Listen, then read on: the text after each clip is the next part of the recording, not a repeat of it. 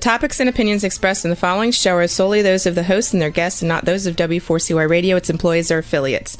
We make no recommendations or endorsements for radio show programs, services, or products mentioned on air or on our web.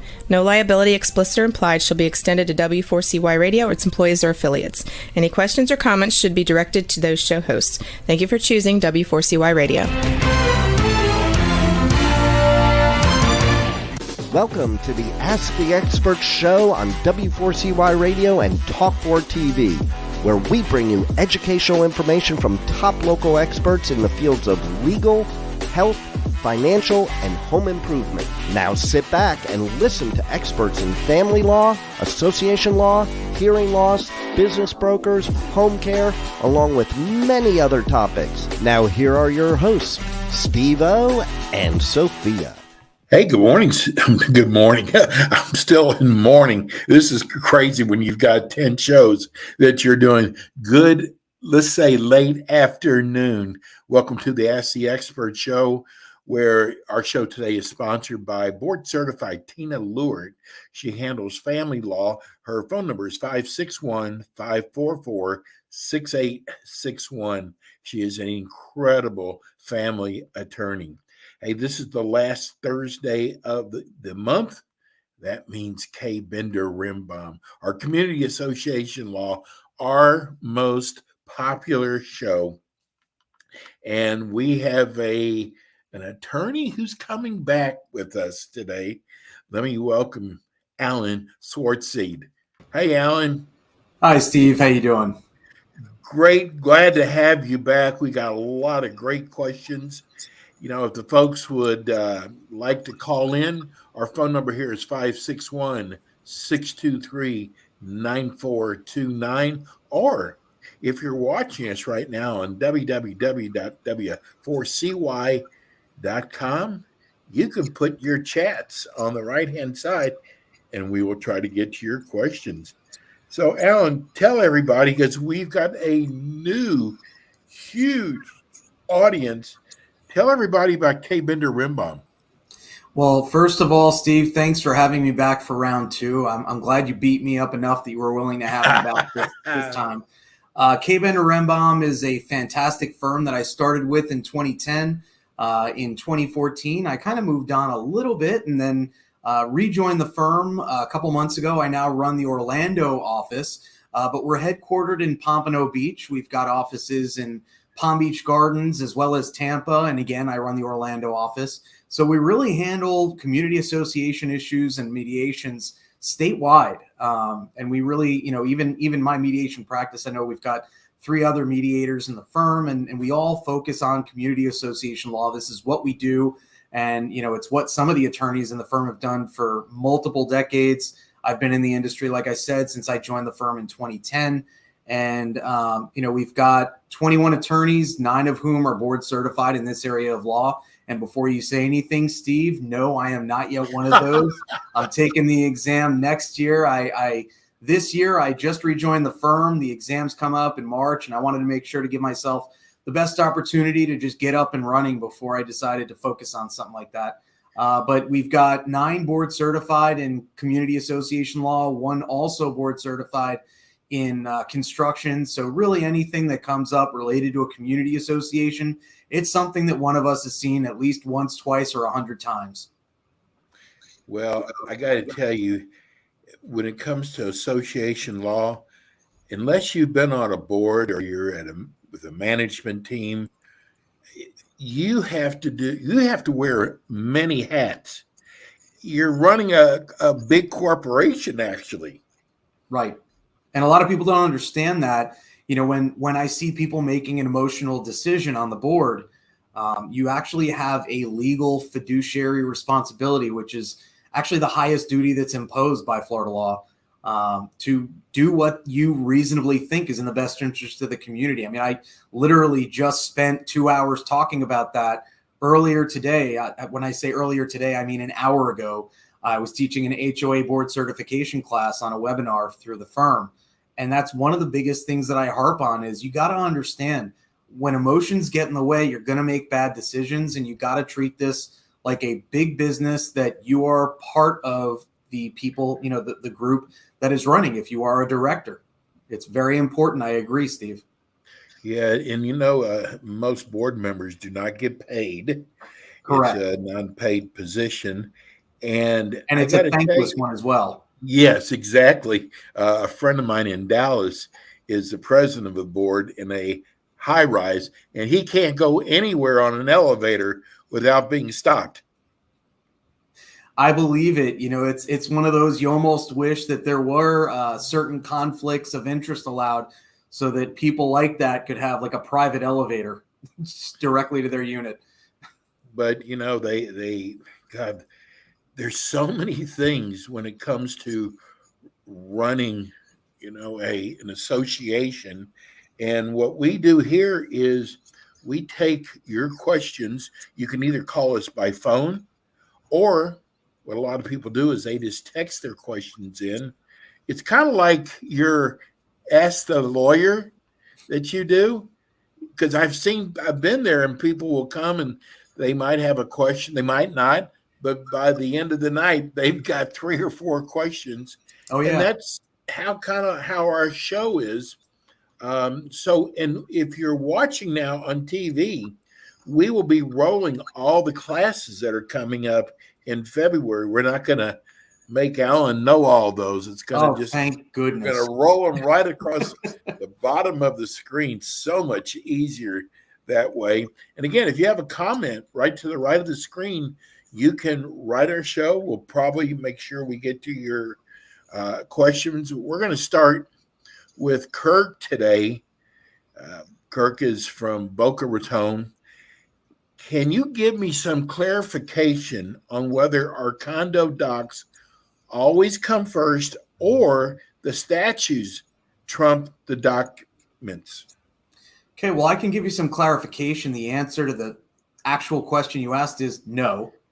And the deeper answer is it depends. If certain language is in your declaration, we call it Kaufman language in the industry, and it basically depends whether your governing documents say that they are incorporating the statutes as amended from time to time, or that they're just incorporating Chapter 718, which is the Condominium Act.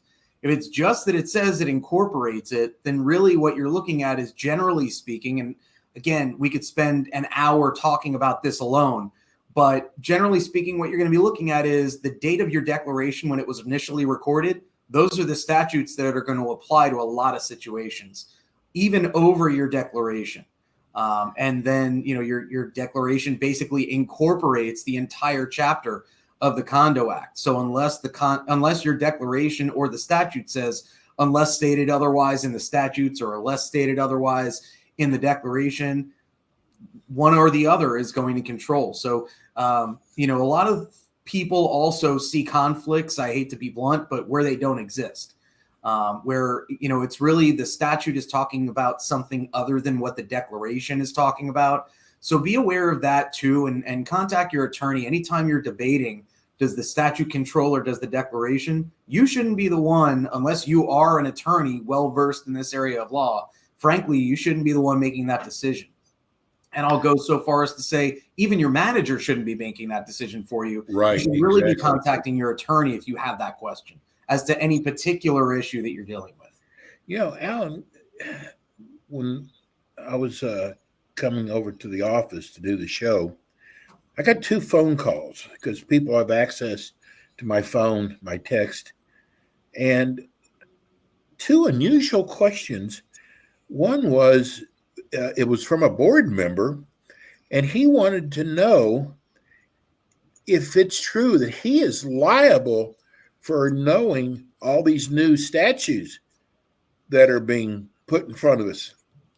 Well, so the answer is, if you're in an HOA, there is less potential liability, but the answer is, for an HOA or a condo, technically you are required to either certify that you've reviewed and will uphold the statutes and the governing documents. And the statute includes amendments to the statutes.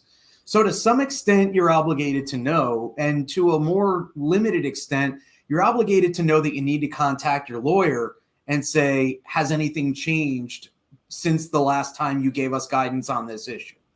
If it's something where you should be you should be using a law firm like ours that basically gives you that information via updates on a regular basis. I mean, Robert's got his newsletter that outlines those issues. Jeff Rembaum's got his Rembaum's Roundup, and all of those are things that I strongly recommend that everyone subscribe to that has any interest in community associations whatsoever, because they're going to be where you can find a lot of that information, even if you're not following along with the crazy things that the legislature might be doing, or frankly, sometimes the good things they may be doing.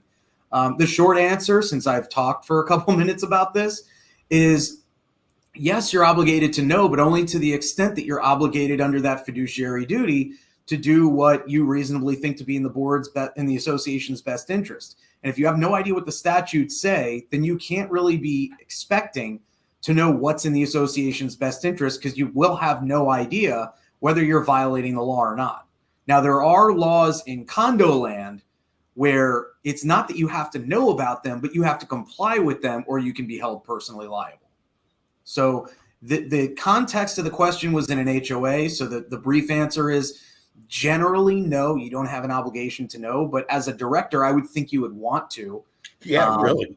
And then in a condo, yeah, you can be held personally liable for not complying with certain statutes, specifically the ones that came out over the last year in July regarding all of the new condo requirements, et cetera, where, you know, the board has to go through, and I'm sure that it's been discussed ad nauseum on your show, but the new SIRS and MER requirement where you're basically studying the integrity of your building. You know, the other question that was asked, I really probably know the answer to this, but I'm going to let you answer it. Thanks. Why are the laws different from condos and HOAs? Why don't they get together? It seemed like that would make it easier if the laws were basically the same.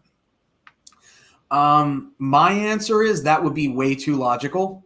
But the real answer, frankly, is that the condo statute was created to create condominiums.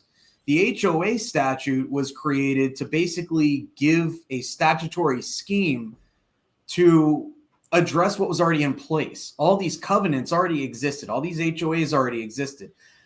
Condos didn't exist until the statute said, yeah, you know what? You can subdivide up that building. That's okay. And it'll be a separate piece of real property. And so the Condo Act generally is more restrictive because, and it goes back to what we discussed with this Kaufman language and whether it incorporates.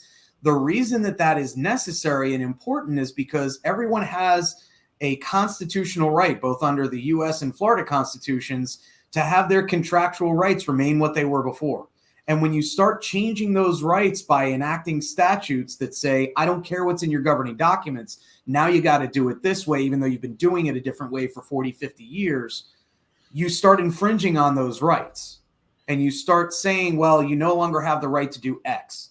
So the legislature with respect to HOAs has been a little bit more controlled, I guess would be the appropriate word, because there are substantive rights that are being changed, and those changes could potentially be a constitutional violation. So the legislature is basically saying, we don't want to be overturned by the Supreme Court of Florida. We're going to go ahead and leave some of this stuff different. Now, from my purposes, yeah, it'd be a lot easier if I got one set of documents that governed everything. And other than this, the few issues where, by the way, one of the other reasons is the ownership of the common areas and common elements, and the maintenance of the common areas and common elements is also very different. So you'd still need to account for that, even if you conjoined most of the statutes. But I'd love to have one set that just encompasses everything. It would make it a lot easier for me to give my clients guidance if I didn't have to say, well, before we start, let me check and see, are you an HOA? Are you a condo? Are you a co-op? Are you a mobile home park? Now we can move forward with the answer to the question. It's kind of like our show. We have to find out, well, were they HOA?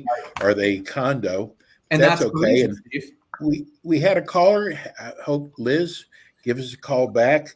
We're going to go to our next question. And it was amazing how many questions that we got. It just broke all records. We're going to go to Jen and Davy. Jen wants to know if one person holds two seats, for example, president and treasurer, do they get two votes? Well, keep in mind, and we talked, I believe, very briefly about the distinction between officers and directors. So your officers are whatever the bylaws say they are. They're the people that do certain things within the community. Your directors are the people that vote. So you're not going to hold two director positions as one person, unless somehow you figured out a way to own multiple corporations, both of whom have designated you as the director on behalf of multiple units, which is rare, but I guess possible and definitely not recommended. So the short answer is no, you're not going to get two votes because you're not going to be two directors at one time.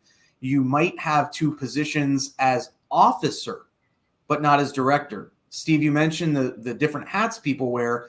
You know, an officer and a director are usually the same people, but they're not always. And then there's also the members who are not voting at these meetings, but get to attend them when it's a board meeting.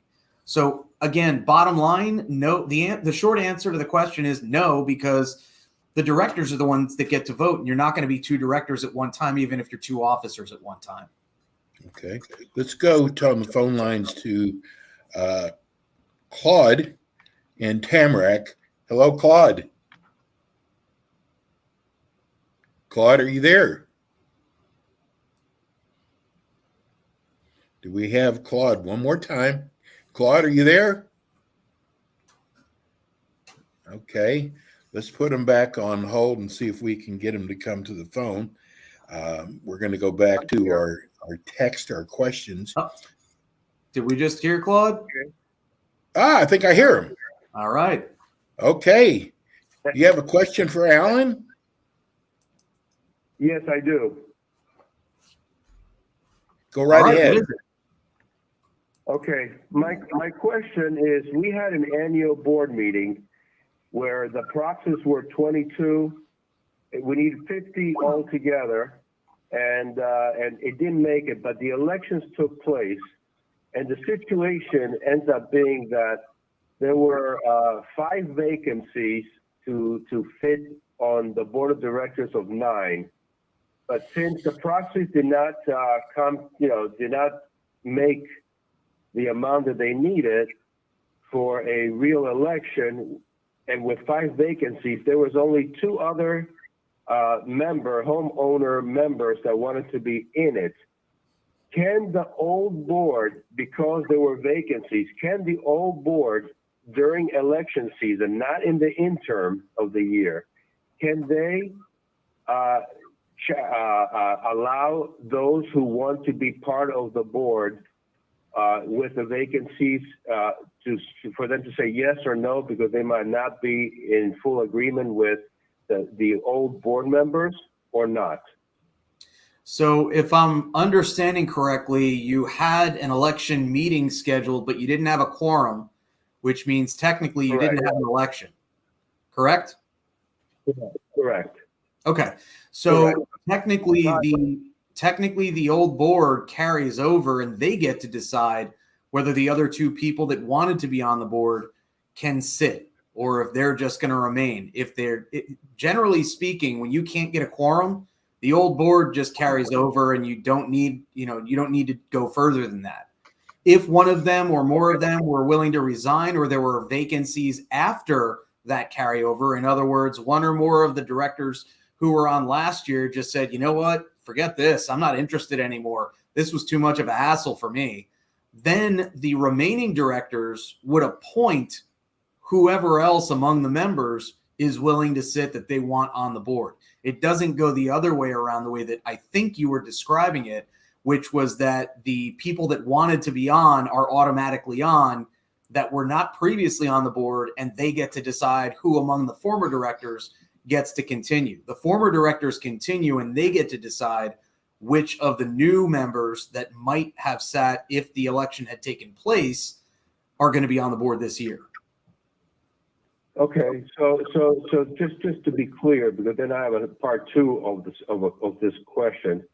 The My circumstance is that, let's say, during election period, there were about 40 people there. And like I said, 2 people wanted to be part of the board, where because there would be, for the following year, there would be about 5 vacancies instead of the complete 9. Couldn't the 2 of the members that live in the community say, I want to be part of the board? Whether the board will continue, the old board will continue, but those 2, wouldn't they not have the right to be on the board, being that there were vacancies, without an election, obviously? Because if it would have exceeded 9 people, then obviously, yes, the proxies would carry on for the following time that there would be continued election. Does that make any sense, what I just said to you?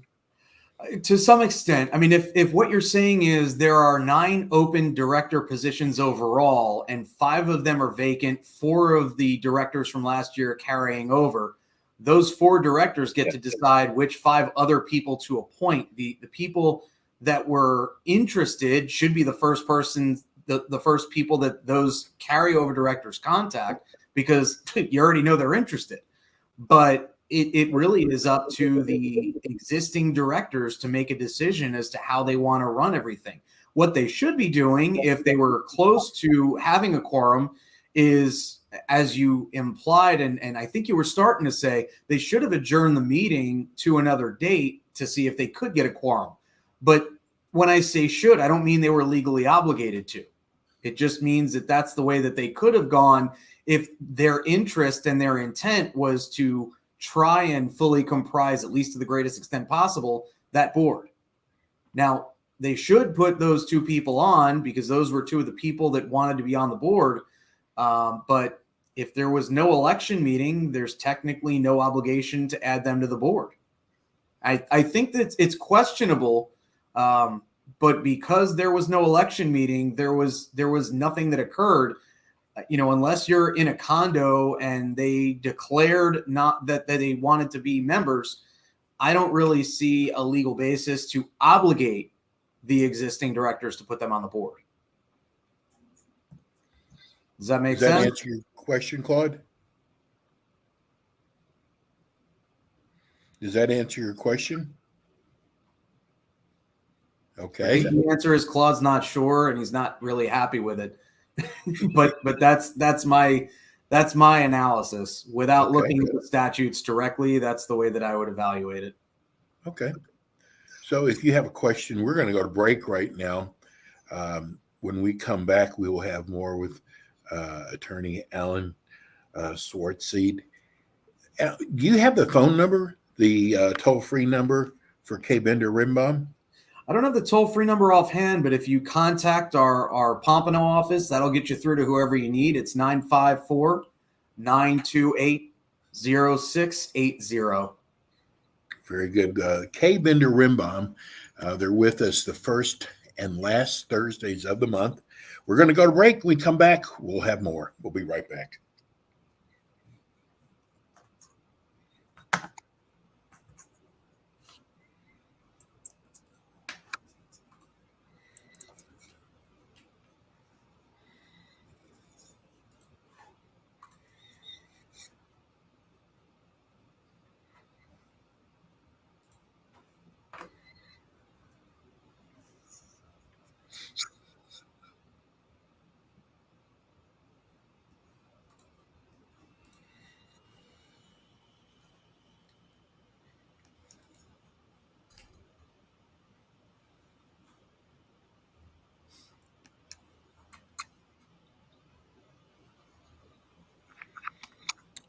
Okay, we are back. This is the Ask the Expert show. We're with you every Thursday from 5 to 5:50. And if you want to watch us on TV, you can go to www.w4cy.com. You can also listen to the podcast by going to the same site. We're answering your questions tonight on HOA Condo Association law. And what we do is we take, you can either call in You can call us at our number here at 561-623-9429, or you can write us like you've been doing for the last month, or you can actually write on the side of the screen. We'll take your questions that way. So we're going to go to our next question now, and this is William in Palm Beach. It says, our management company instructed me I should not CC the board members when I email the management company staff at our condo association because of problems with our roof, water, sprinklers. Can they actually do that? I don't know that they can necessarily say you're not allowed to CC the board directly, but they're probably trying to direct all communication through the manager for the purpose of not having the directors bombarded with emails from every member of the community. The property manager is there literally to serve the association. And yes, to some extent, so is the board. But if a manager's been hired, you as a member of the community are paying their salary. You might as well just go ahead and let them do their job and make sure that, that those items that you want passed along to the board get to the board. If that instruction has been given, I'll just be blunt. Chances are the board is ignoring every email you send. And that is, again, for the purpose of ensuring that the board is able to live their lives as volunteer officers and directors of a corporation, not for profit. And that even if they are using that email address only for association purposes, which, by the way, is always my suggestion, if you're a director, have a separate email address just for association business.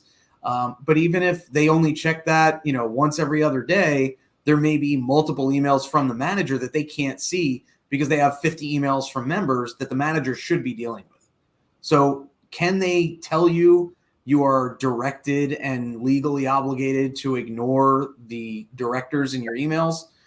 Probably not, but they could send a cease and desist letter directing you to do it. They could, basically treat you as a nuisance if you're not willing to follow the association's procedures. And if there is a policy in place that the board has adopted, or a rule, regulation, whatever you want to call it, that basically says, we're going to hold the members accountable for only communicating with the manager, that might be enforceable. But without that kind of rule in place, I would do it just as a courtesy. But, if you really want to push the board, if you want to bombard them and expect that they won't really maintain and operate the community the way that they're supposed to, I suppose that's your prerogative. Okay. Hey, let's go to Monica in Boca Raton. She's got a question about disqualification. She said, my question is in regards to our annual elections.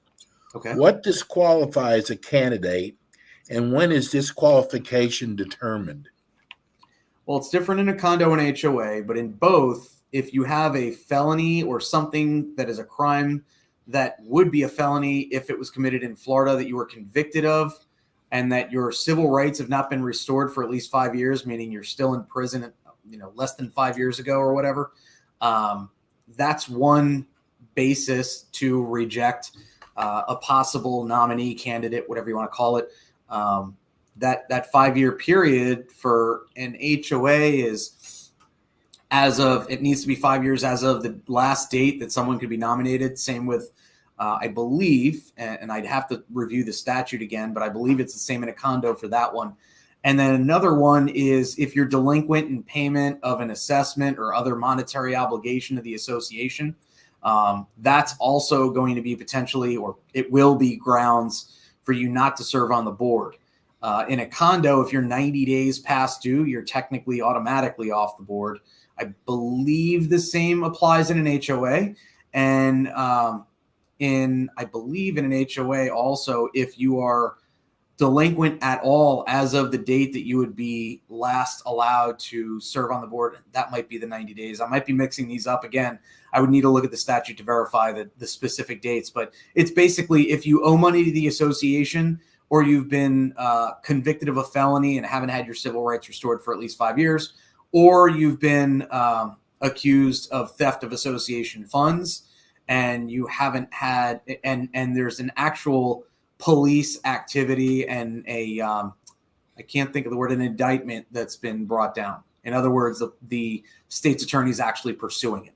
Those are some of the reasons. And obviously, if you've been convicted of that in recent history, you can't serve on the board either.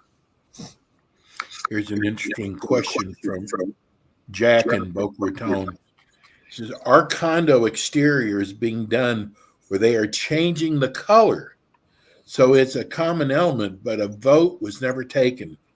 What can we do about this? Well, presuming that a vote was needed, which most likely it was of the members, because that is generally called a material alteration if you're changing the color.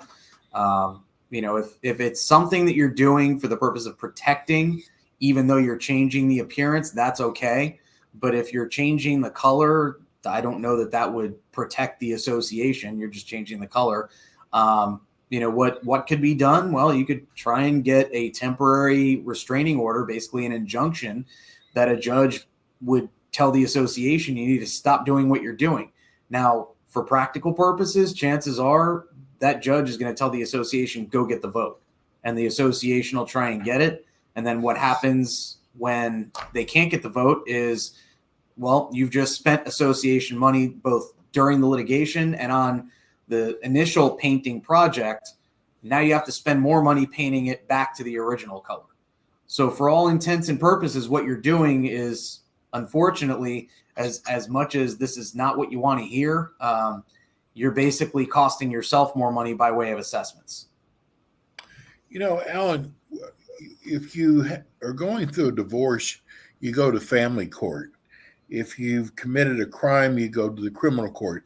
What court do you go to if it has to do with the association? Well, you're going to go to civil court, but it depends because there are certain things you need to do before you can file certain lawsuits regarding a condo or an HOA. In condo world, which is a different world from what I call it, you're basically looking at potentially arbitration. My preference, as I mentioned, I'm a certified mediator. I would much rather go to mediation, which is the alternative that was put in place about a year ago. Arbitration is with the DBPR, and that's going to be basically where someone makes a decision that is, unless the parties agree otherwise, non-binding. In other words, you're going to take the time to basically go through a mini lawsuit. And at the end of that, you've got a piece of paper that says, if you want to enforce this, go file a lawsuit. Whereas in mediation, you get the parties in a room, you make a determination of, okay, well, can we settle this with someone that's impartial, trying to push the parties toward that settlement? And if you're not able to settle it, or if you offer mediation and the other party ignores it or doesn't agree to mediate, then you file your lawsuit and the judge will make a decision. But I find mediation overall less costly, more effective and efficient because arbitrators are allowed to be just that, arbitrary. And, not to knock the DBPR, they do good work.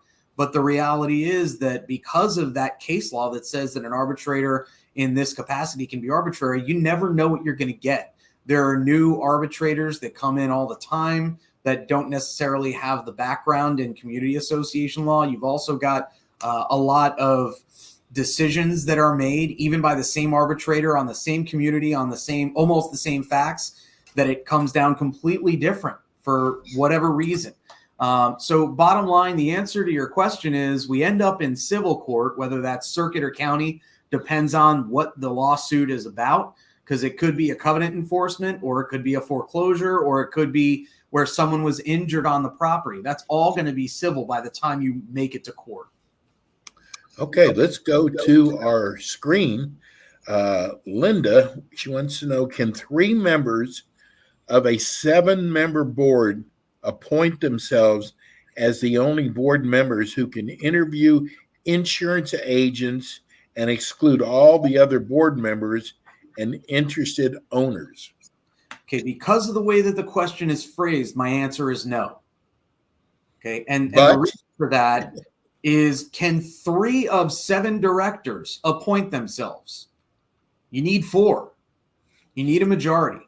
So a minority of the board. The only way that this could work if as 3 of 7 is if you've got a quorum of 4 at a board meeting and 3 of those 4 vote in favor of delegating that authority to these 3 directors. But generally speaking, you can't unilaterally decide as 3 of 7 directors without a board meeting that you're just going to go ahead and say, you know what, we can do this now.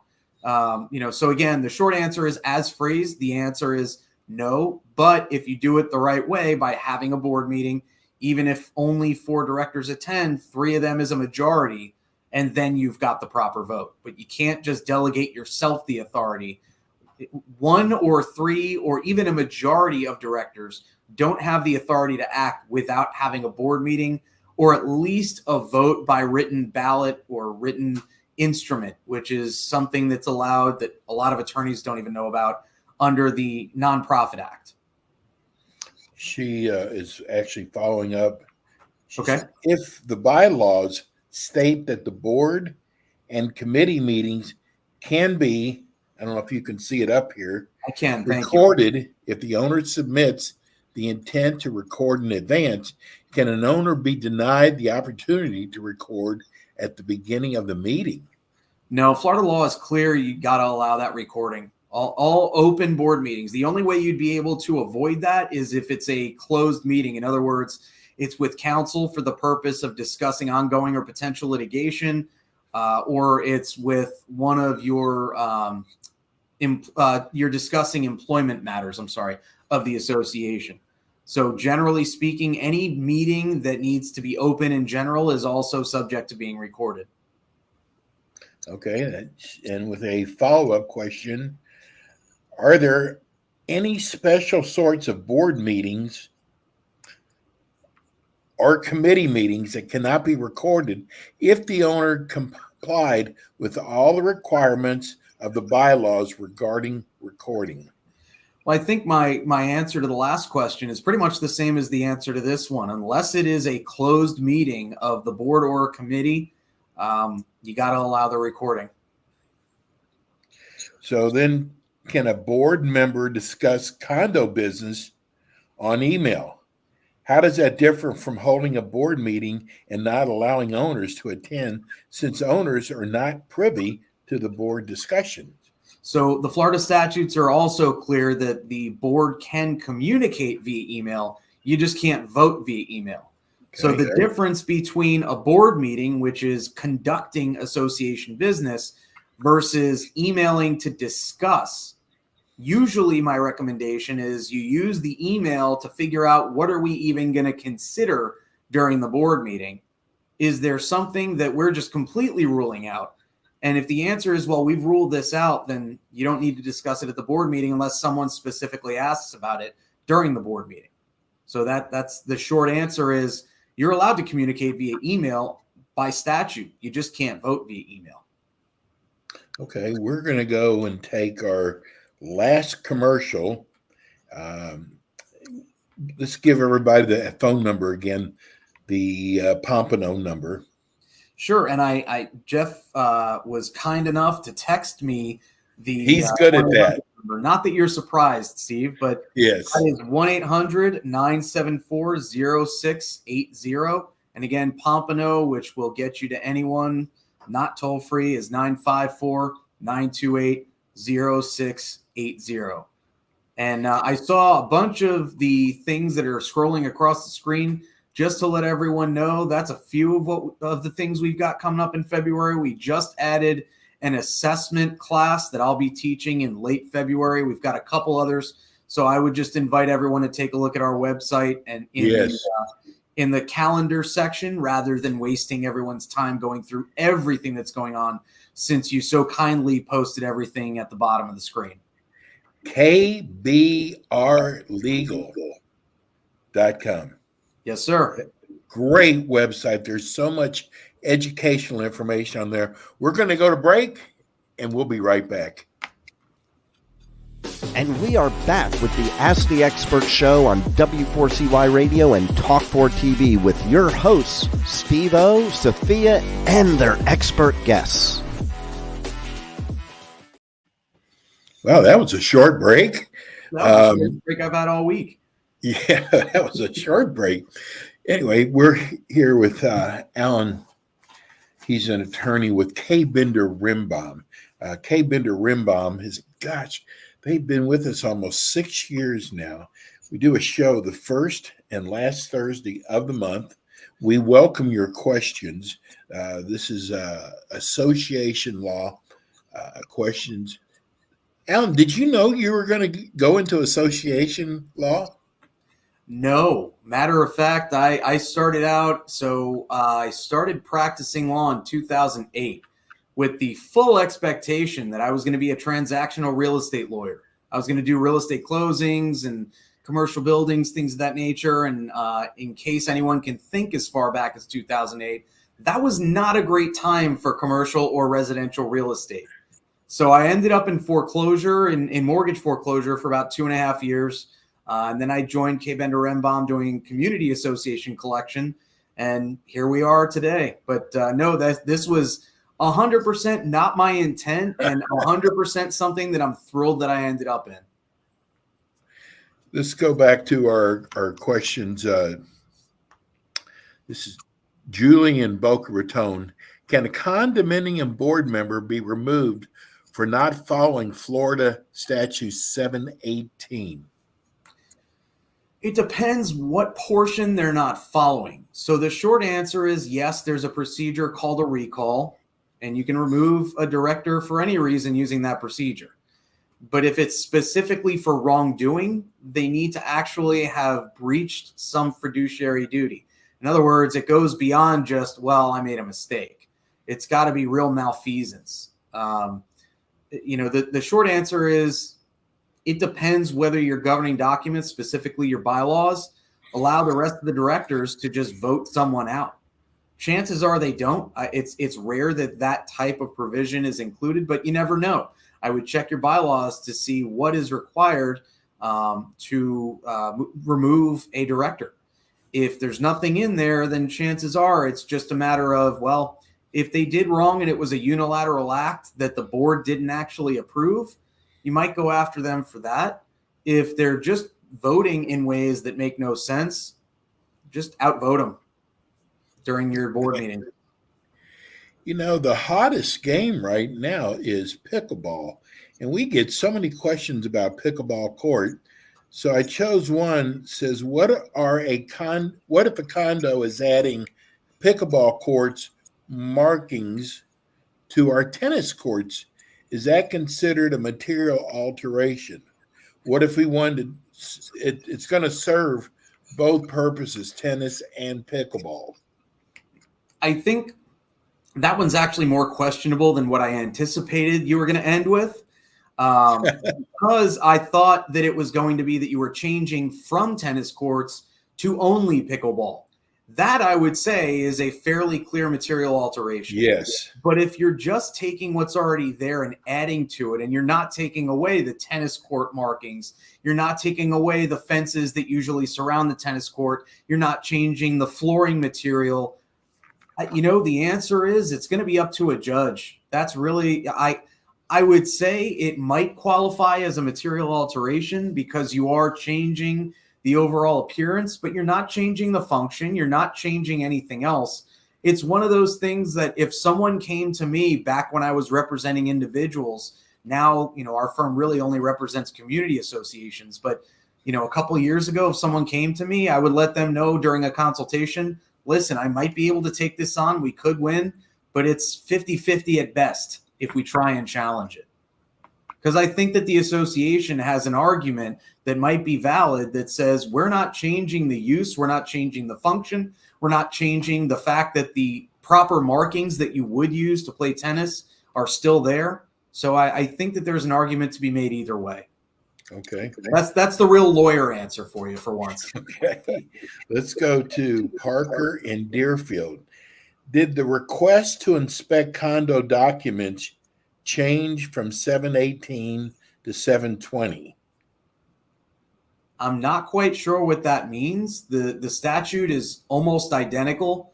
The only thing that is different between the statutes that's materially different are the time frames of how long each type of community needs to retain those documents, what needs to be placed in them. But in reality, both of them contain what I call a catch-all. That's basically any other records associated with the association's business. So really, the answer, I guess, is no. I'm not quite sure what the exact question was, but it sounds like you're asking, are the statutes different? And the answer to that is really only in the time frames that you need to keep things. Okay. Let's go to, we've got about 5 more minutes left in the show. We're going to go to, let's go to Brock in Hollywood.